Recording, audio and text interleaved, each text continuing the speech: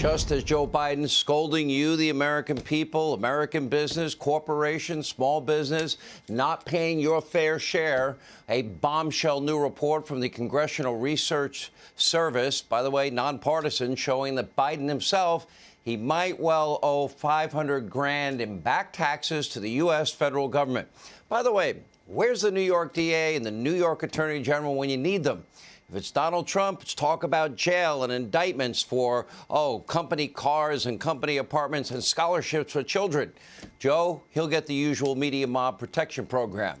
And according to the report, Biden improperly avoided paying Medicare taxes before he took office. Joe, you and Hunter, you need to pay your fair share. You got to lead by example. We'll have a lot more about this. But first, we have other serious crises all around the country and world to cover. Americans held hostage, abandoned behind enemy lines. Day 40. Well, it's day 40. We're not forgetting on this program, because imagine if it was you or somebody you love caught behind enemy lines, abandoned by Joe Biden in the new Islamic Emirates of Afghanistan. Remember, he said that the UN, he's turned the page. He's not mentioned the Americans that he's abandoned, not once. In 23 days, he has totally turned the page. And tonight, the so-called businesslike and very professional Taliban, as the White House tells us, those terrorists, they just made a big announcement. Public executions, public amputations, they're back. Very professional, very businesslike of them.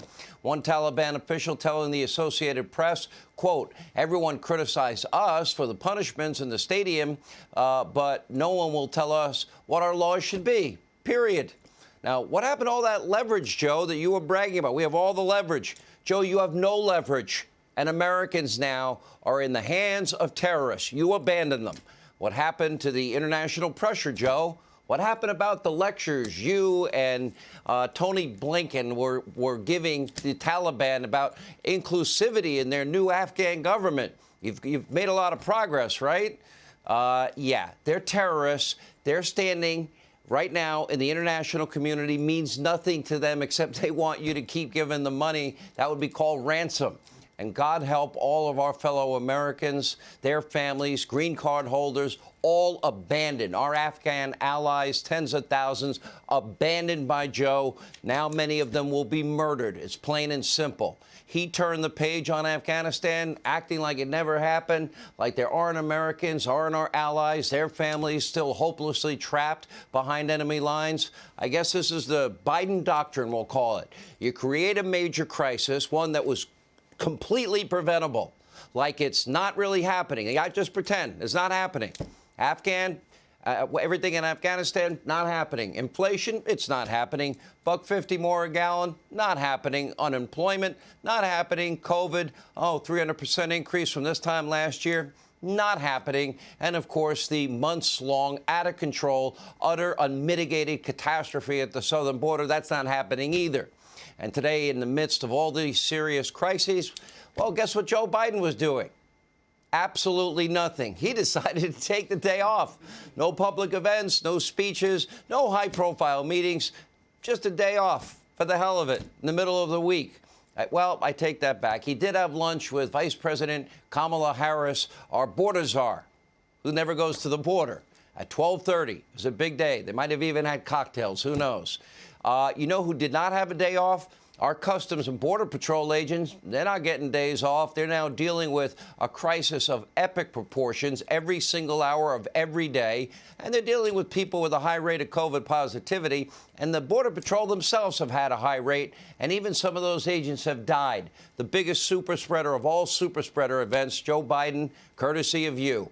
Make no mistake, Biden caused this disaster, every other disaster, now begging OPEC for energy. None of this would have happened if Donald Trump was president. Going back to the days of, feigning outrage over Donald Trump's mean tweets, to me, kind of seems appealing right now. Somebody that controlled the borders, somebody that was believed by the international community that he'd blow you to smithereens, just like he did the Caliphate and ISIS, and just like he did with Soleimani and Baghdadi and associates and the al-Qaeda leader in Yemen.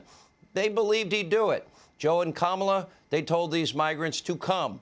Joe ended catch and release. He abolished Trump's stay in Mexico policy. He stopped the border wall construction. Now, yep, since Joe's been president, over 1.5 million illegal immigrants have poured across the border during Biden's yet first unfulfilled year in office. There's still more time to go. Now, most of them have been admitted into the U.S., just processed. There's no COVID testing. There's no vaccine mandates. There's no background check of radical associations. There's no means test to see if they'll be able to financially take care of themselves and not be a burden to the American people. And Biden, on top of all of that, now, when my kids would get in trouble, they'd get in trouble, not usually for what they did, but if they lied about it. Biden is now lying to the American people every day. And he is definitely not deporting them. That part we know. It is one big lie, border lie, as the New York Post put it. That's why they continue to come in droves. But according to Jen Psaki, the border is certainly not open. Just like she said, we don't need to COVID test them because they're not going to be here very long. Another lie. Take a look.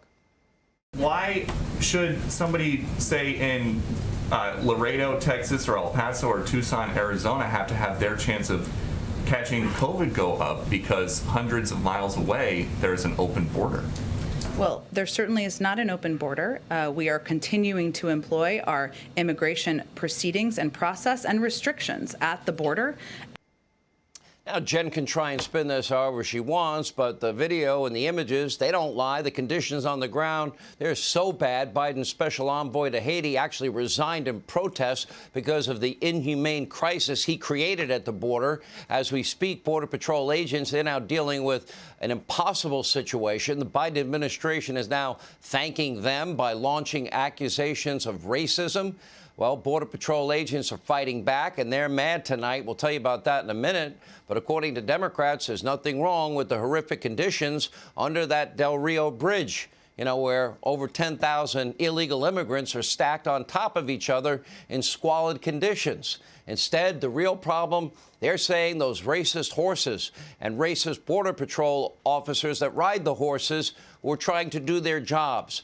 Biden now is accusing them, and I love this. They're now going to investigate their own policies, accusing them of whipping migrants, and now they have banned the use of any horses at the border.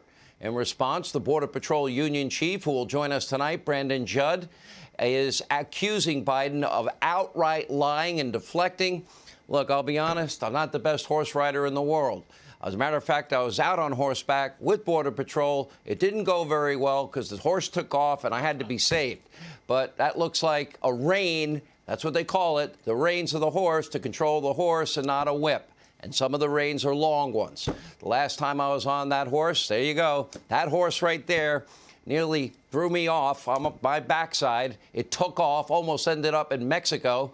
But I can assure you there's nothing racist about patrolling the border on horseback, except I'm not the greatest horseback rider. The real problem, we're in the middle of a pandemic. This is a massive super spreader event. There's no end in sight. And Joe Biden can try and deflect. He can take days off. He can spend weekends on a beach in Delaware riding his little tricycle or whatever you call that bicycle thing of his. He can twiddle his thumbs. He can take his nappy poo. And he can have his warm milky. But the American people, they deserve better. Our hostages in Afghanistan deserve better. America now sees what a disaster it is to have a weak, frail, and a cognitive mess as a president. According to a new Harvard-Harris poll, a majority of you, the American people, think that Trump absolutely was a better president than Joe Biden. Frankly, an understatement. Hey, Sean Hannity here. Hey, click here to subscribe to Fox News YouTube page and catch our hottest interviews and most compelling analysis. You will not get it anywhere else.